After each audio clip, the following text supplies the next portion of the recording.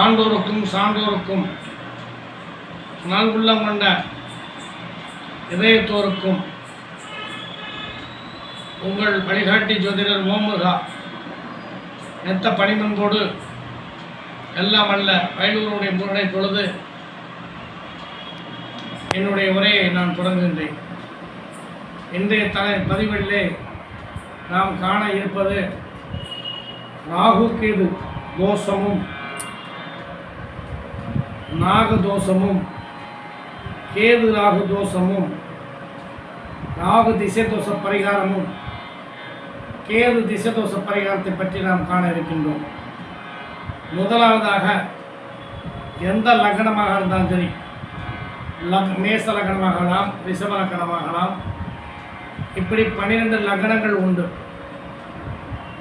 லக்னத்திலே ராகு இருந்து 7ஆம் இடத்திலே கேது இருந்தாலும் அல்லது லக்னத்தில் கேது இருந்து 7லே ராகு இருந்தாலும் அதுக்கு பேர் ராகு கேது தோஷம் வருகிறது என்று தாங்கள் முதலில் புரிந்து கொள்ளவும். இந்த ராகு கேது தோஷங்கள் இருப்பவர்களுக்கு மந்த புத்திகள் ஏற்படும். லக்னத்திலே ராகு இருப்பவர்களுக்கு சனி பகவானுக்கு என்ன பலாபலங்கள் உண்டோ அதில் பாதி பலாபலங்கள் ராகு பகவானுக்கு உண்டு. லக்னத்திலே கேது இருப்பவர்களுக்கு அதனுடைய பலாபலங்கள் என்று சொல்கின்ற பொழுது ராகு கேதுடைய நிலையில் ராகு இருப்பவர்களுக்கு மந்த புத்திகள் ஏற்படும். சனி பகவானுக்கு அறப்பலன்கள் ராகுக்கு உரியது, மந்த புத்திகள் ஏற்படும். லக்னத்திலே கேது இருப்பவர்களுக்கு சிறுதுளி நோயினும் உடலில் ஒட்டி கொண்டிருக்கும் பயந்த சுபாவுடையவர்களாக இருப்பார். செவ்வாய்க்கு என்ன பலன்கள் உண்டோ அதனுடைய பலன்கள் பாதி பலன்கள் செவ்வாய்க்கு உண்டு. அதே போன்று லக்னம் 2ஆம் இடத்திலே ராகு இருந்தால் 8ஆம் இடத்திலே கேது இருந்தாலோ அல்லது லக்னத்துக்கு 2ஆம் இடத்திலே கேது இருந்து 8ஆம் இடத்திலே ராகு இருந்தால் அது நாகதோஷம் என்று சொல்வார்கள். இது ஒரு வகையான தோஷங்களாகும். இந்த ராகு கேது நாகதோஷம் இருப்பவர்கள் வாழ்க்கையில் முன்னேறுவதற்கு பல்வேறு தடைகளை சந்திப்பார்கள். உயர் ரக பதவி பெறுவது கூட அதிபயங்கரமான முறையிலே கடுமையான முயற்சி எடுத்து தெய்வத்துடைய அனுகூலம் உண்டு, குலதெய்வத்துடைய அனுகிரகம் வந்து வெற்றி பெறுபவர்களும் உண்டு என்று சொல்லலாம். குலதெய்வம் ராகுகேது தோஷம் இருப்பவர்களுக்கும் நாகதோஷம் இருப்பவர்களுக்கும் குறிப்பாக கவனிக்க வேண்டியது என்னவென்று சொன்னால், லக்னம் 5ஆம் இடத்துடைய அதிபதி கிரகம் நல்ல வலுவான ஸ்தானத்தில் இருந்தால் அந்த ராகுகேது தோஷங்கள் நிவர்த்தியாகும். பரிகாரம் செய்கின்ற பொழுது ராகு திசை எடுத்து நடப்பவர்களுக்கும் கேது திசை எடுத்து நடப்பவர்களுக்கும் பலன்கள் இன்றைய பகுதியில் நீங்கள் காண இருக்கிறீர்கள். முதலில் ராகு தோஷம் இருப்பவர்கள் காலகாசை சேர்ந்து ஒரு ராகு காலத்தில் ஞாயிறு முதல் திங்கள் வரை, ஞாயிறு திங்கள் செவ்வாய் புதன் வியாழன் வெள்ளி சனி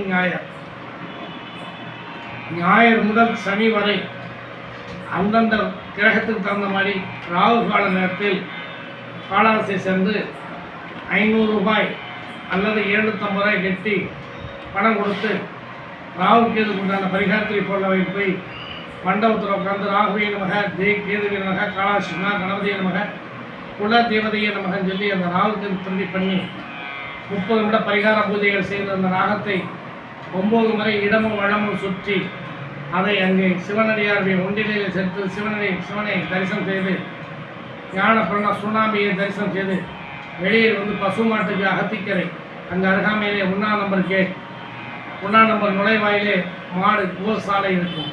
அங்கே பசுவுக்கு அகத்திக்கரை வாங்கி கொடுத்து விட்டு வெளியே வந்து 3 சிவனடியார்களுக்கு உங்களால் முடிஞ்ச அன்னதானம் வாங்கி கொடுத்து விட்டு வர வேண்டும். இது ஒன்று. இது ராகுகேது தோஷம் உள்ளவர்களுக்கும் நாகதோஷம் உள்ளவர்களுக்கும் குறிப்பாக ராகு திசை எடுத்து நடப்பவர்களுக்கும் ராகு திசை எடுத்து நடப்பவர்களுக்கும் கேது திசை எடுத்து நடப்பவர்களுக்கும் ஸ்ரீகாளஹஸ்தி பஞ்சமுக ஸ்தலங்களிலே வாயு ஸ்தலங்களுடைய தலை சிறந்த ஸ்தலத்திலே சென்று வழிபட்டு வந்தால் மிகப்பெரிய வாழ்க்கையை வெற்றி பெறலாம். யானை சென்று வழிபட்ட இடம், சிலந்தி பூச்சி சென்று வழிபட்ட இடம், நாகத்தம்மன் சென்று வழி சர்பகிரகம் ஊர்துவாய நமகன் சொல்வார்கள்.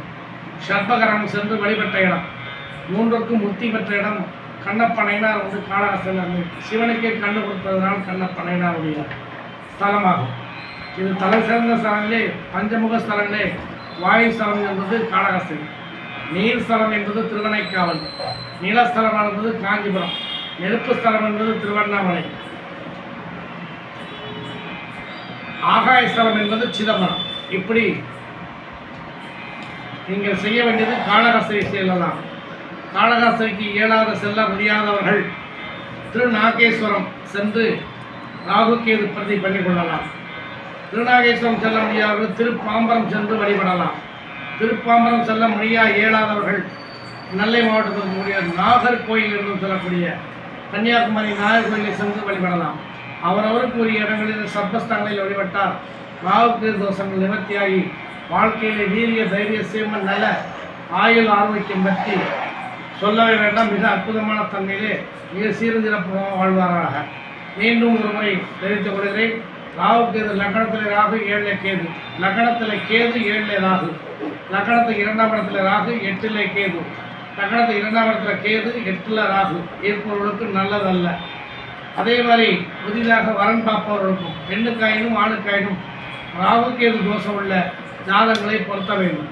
அப்படினால்தான் இந்த வாழ்க்கை கூடிக்கொள்வார்கள், கொஞ்சிக் கொள்வார்கள், கொத்திக் கொள்வார்கள், மீண்டும் கூடிக்கொள்வார்கள் என்பது ஒரு கணக்கு. ராகுகேது தோஷமோ நாகதோஷமோ உள்ள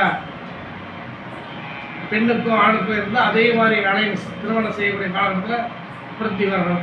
பொருத்தம் பார்த்து முடித்துக் கொள்ள வேண்டும். பொருத்தங்கள் ஒரு பக்கம் இருந்தாலும் ராகுகேது தோஷங்கள் இருக்கா என்று ஜோதிடர் ஆசான்கள் குருமான்கள் சென்று ஆராய்ச்சி பார்த்து முடிப்பதே சால சிறந்ததாகும்.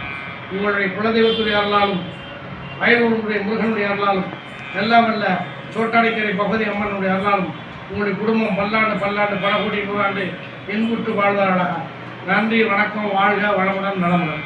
ஓம் பிரகாஷ் ஜோதிடர்.